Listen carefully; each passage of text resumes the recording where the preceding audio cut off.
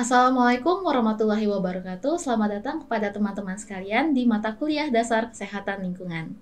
Perkenalkan, saya Adelia Suryani sebagai salah satu dosen pengampu pada mata kuliah ini.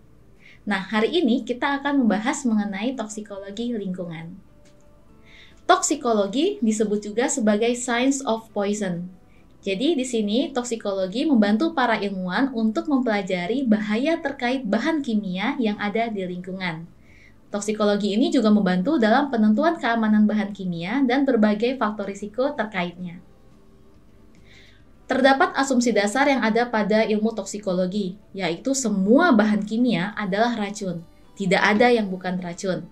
Nah, untuk toksikologi ini sendiri dapat berfokus pada hubungan dosis respon dan mekanisme aksi untuk memahami lebih baik mengenai berbagai dampak kesehatan yang merugikan yang berhubungan dengan bahan kimia. Dulunya, ilmu toksikologi ini sudah ada dari sejak zaman dulu ya. Jadi, mulai dari peradaban kuno, penghuni goa awal, dan suku-suku pedalaman telah menyadari keberadaan tumbuhan beracun dan hewan beracun. Sebagai salah satu contoh, peradaban Yunani dan Romawi kuno dulu menggunakan racun untuk bunuh diri, eksekusi, dan menggapai tujuan politik. Sebagai salah satu contohnya yaitu ketika Socrates dipaksa bunuh diri oleh masyarakat setempat karena adanya perbedaan pandangan. Di sini Socrates dieksekusi dengan secangkir hemlock, yaitu secangkir racun. Atau misalnya, penggunaan arsenik sebagai racun di Kekaisaran Romawi untuk membunuh lawan politik. Perlu teman-teman ketahui beberapa istilah atau terminologi yang digunakan dalam ilmu toksikologi. Mulai dari toksisitas sebagai tingkat di mana suatu zat bersifat racun atau dapat menyebabkan cedera. Lalu yang kedua ada toksik, merujuk pada efek beracun atau mematikan pada tubuh manusia atau makhluk hidup lainnya. Yang ketiga ada toksikan sebagai bahan kimia yang dapat melukai atau membunuh manusia, hewan, atau tumbuhan. Nah, untuk terminologi yang keempat ialah toksin sebagai zat beracun yang dihasilkan secara alami oleh organisme hidup. Terdapat dua subkategori dalam toksikologi lingkungan. Yang pertama, toksikologi kesehatan lingkungan sebagai sebuah studi mengenai dampak buruk bahan kimia terhadap kesehatan manusia. Lalu yang kedua ialah ekotoksikologi yang berfokus pada dampak kontaminan lingkungan terhadap ekosistem dan unsur-unsur di dalamnya. Next. Sedangkan jika kita membahas dalam aspek subdisiplin toksikologi, itu terdapat 10 subdisiplin. Kita bahas secara ringkas. Yang pertama, environmental toksikologi yang mempelajari dampak bahan kimia beracun terhadap lingkungan. Lalu ada eksperimental toksikologi yang berfokus pada penelitian laboratorium dan uji coba pada hewan atau model seluler.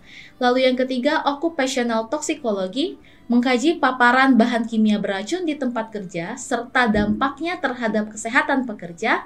Lalu ada forensik toksikologi yang menggunakan ilmu toksikologi dalam penyelidikan hukum, terutama terkait penyebab kematian atau keracunan.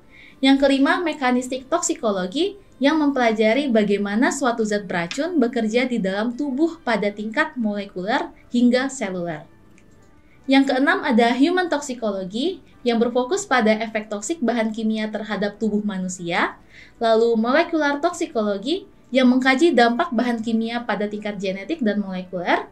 Clinical toxicology yang berhubungan dengan diagnosis dan pengobatan kasus keracunan pada manusia. Regulatory toxicology yang berfokus pada pengembangan regulasi dan standar keselamatan untuk membatasi paparan zat beracun pada manusia. Dan yang terakhir, descriptive toxicology yang mempelajari efek toksik zat kimia melalui eksperimen dan pengamatan. Nah, jika kita mempelajari mengenai toksikologi, maka kita juga harus memahami mengenai konsep dari toksikokinetik dan juga toksikodinamik. Jadi, untuk toksikokinetik ini menggambarkan penyerapan dan distribusi suatu zat melalui targetnya di dalam tubuh, mulai dari aspek penyerapan, distribusi, penyimpanan, metabolisme, dan juga ekskresi zat tersebut. Sedangkan toksikodinamik ini mengacu pada cara suatu zat kimia dapat menyebabkan bahaya ketika sudah mencapai tubuh. Nah, ini merupakan fase atau tahapan dari keracunan yang dialami oleh manusia.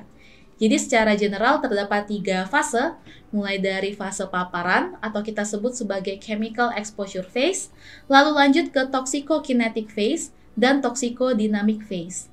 Nah, next slide.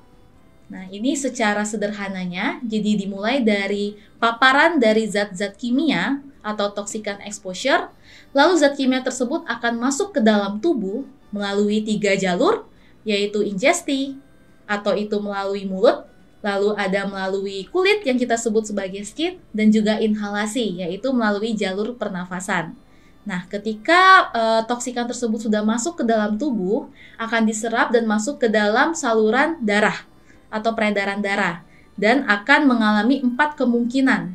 Jadi yang pertama akan dianggap sebagai zat toksik, yang kedua akan dilanjutkan dan mengalami proses yang disebut dengan metabolisme, yang ketiga akan disimpan, dan yang keempat akan dikeluarkan atau kita sebut sebagai tahap ekskresi. Next. Nah, di sini kita akan membahas secara sederhana mengenai hubungan dosis respon, tetapi kembali lagi, teman-teman harus memahami dulu nih terminologi yang akan digunakan ketika kita membahas mengenai dose response. Jadi yang pertama yaitu ada exposure atau paparan. Ini merupakan kontak seseorang atau organisme dengan agen tertentu. Misalnya bahan kimia, atau bisa juga agen fisik, bisa juga agen biologis, atau lingkungan yang dapat mempengaruhi kesehatan seorang individu. Nah, yang kedua ialah dose atau dosis, berupa jumlah zat yang sebenarnya tersimpan di dalam tubuh manusia. Nah, yang terakhir ialah respons yang mengacu kepada respons biologis terhadap suatu agen yang masuk ke dalam tubuh manusia. Next.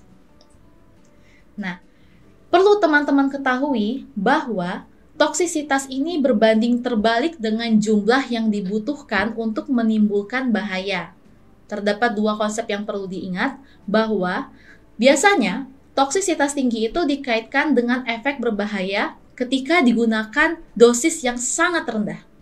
Nah, sebaliknya, toksisitas rendah itu dikaitkan dengan efek berbahaya ketika kita menggunakan dosis yang sangat tinggi. Next. Nah, ini merupakan peningkatan dosis toksikan dan dampak yang terjadi pada manusia. Jadi dapat teman-teman lihat, semakin banyak dosis yang digunakan dapat mengakibatkan efek yang mematikan. Mulai dari dosis yang rendah, lalu mulai dosis yang sedang, hingga akhirnya dosis yang tinggi yang dapat menimbulkan kerusakan yang tidak dapat diperbaiki hingga akhirnya menyebabkan kematian. Nah, jadi kita tadi sudah membahas mengenai respon, bahwa setiap orang pasti memiliki respon yang berbeda terhadap suatu pajanan yang masuk ke dalam tubuh. Jadi untuk respon ini dapat dipengaruhi oleh beberapa faktor, mulai dari usia, besaran pajanan, durasi pajanan atau durasi manusia terekspos oleh suatu agen kimia, lalu susceptibility, status kesehatan, dan lain-lain. Nah, untuk hubungan dosis respon ini secara general bertujuan untuk memahami hubungan antara jumlah zat kimia atau dosis dan efek yang diamati atau respon yang diberikan. Yang kedua ialah menetapkan dosis terendah yang masih dapat menimbulkan efek pada tubuh. Dan yang terakhir ialah menentukan bagaimana masalah kesehatan dapat terjadi pada tubuh manusia. Nah, ini untuk kurva dosis respon lainnya yang menunjukkan nilai Noael, threshold, dan juga Loael. Jadi di sini akan ada istilah-istilah lain yang perlu teman-teman pahamin dalam memahami kurva dosis respon. Next, kita bahas. Yang pertama ialah dosis ambang yang kita sebut sebagai threshold dose, yaitu merupakan dosis di bawah dosis tersebut yang tidak akan menimbulkan efek atau respon yang diamati. Jadi kurang lebih threshold ini merupakan dosis ambang batas ya. Nah, yang kedua ialah NOAEL atau No Observed Adverse Effect Level, yang merujuk pada konsentrasi tertinggi suatu zat yang tidak menyebabkan perubahan merugikan yang terdeteksi pada morfologi ataupun pada perkembangan dan pertumbuhan dari seorang individu. Dan yang ketiga ialah LOAEL atau Low Observed Adverse Effect, yang berarti tingkat terendah suatu zat yang menyebabkan efek merugikan yang diamati pada populasi sasaran. Nah, yang terakhir ialah istilah acceptable daily intake. atau yang kita singkat menjadi ADI, ADI atau TDI, yaitu jumlah maksimum suatu zat yang dapat dikonsumsi setiap hari dalam jangka waktu seumur hidup tanpa menimbulkan efek kesehatan yang merugikan. Nah, untuk penetapannya ini dilakukan dengan mengidentifikasi nilai NOAEL atau No Observed Adverse Effect Level, yaitu dosis tertinggi yang tidak menimbulkan efek samping. Next. Nah, ini merupakan referensi yang dapat teman-teman pelajari secara mandiri di rumah. Dan cukup sekian untuk materi pembelajaran kita mengenai toksikologi lingkungan. Saya akhiri. Wassalamualaikum warahmatullahi wabarakatuh. Sampai jumpa di video selanjutnya.